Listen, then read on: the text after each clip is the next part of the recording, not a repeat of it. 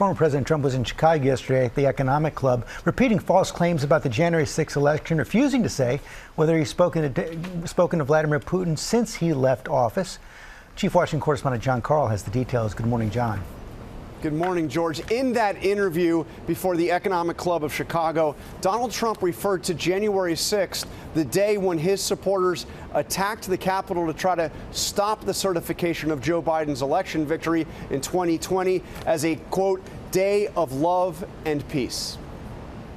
Asked whether he would commit to a peaceful transfer of power after this election, Donald Trump pointed to the last one, insisting it was peaceful, and bizarrely saying January 6th was a day of love and peace, and falsely saying the police invited the rioters into the Capitol building. It was love and peace, and some people went to the Capitol. And a lot of strange things happened there. A lot of strange things with people being waved into the Capitol by police, with people screaming, go in, that never got into trouble. The reality, nearly 500 people have been charged with assaulting police officers on January 6th, nearly half of them pleading guilty or being convicted at trial.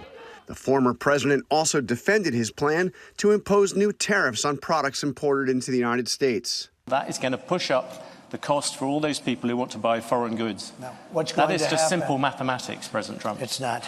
Yeah, it is, but not the way you figure it. I was always very good at mathematics. In Chicago, Trump also refused to comment on Bob Woodward's recent reporting that he has had multiple conversations with Russian leader Vladimir Putin since he left the White House. Can you say yes or no whether you have talked to Vladimir Putin since you stopped being president? Well, I don't comment on that, but I will tell you that if I did, it's a smart thing.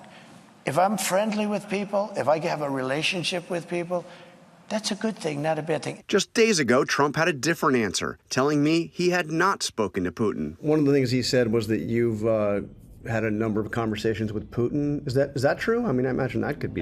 No? That's false. Oh, really? That's false. The Kremlin has also denied the two men have spoken, but they have not denied Woodward's reporting that Trump secretly sent the Russian leader COVID testing machines during the early days of the pandemic, when most Americans could not get COVID tests. Regarding those tariffs, most economists say that the cost of tariffs are borne by American consumers. And recently, George, earlier this year, a group of 16 Nobel Prize-winning economists warned that the Trump tariffs would, quote, reignite inflation. And John, the closer we get to the election, the former president's rhetoric taking an even darker turn. He's calling his Democratic opponents the enemy within, promising to prosecute them, even suggesting turning the military on them.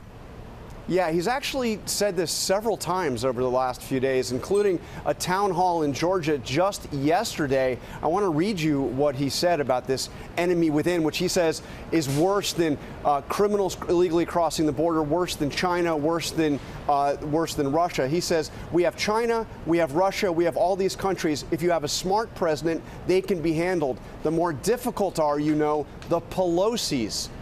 These people, they are so sick, they are so evil. That's the way he's talking about his political opponents. Yeah, he's repeated it, and again, this is absolutely unprecedented in American history, talking about using the military in this way. John Karl, thanks very much.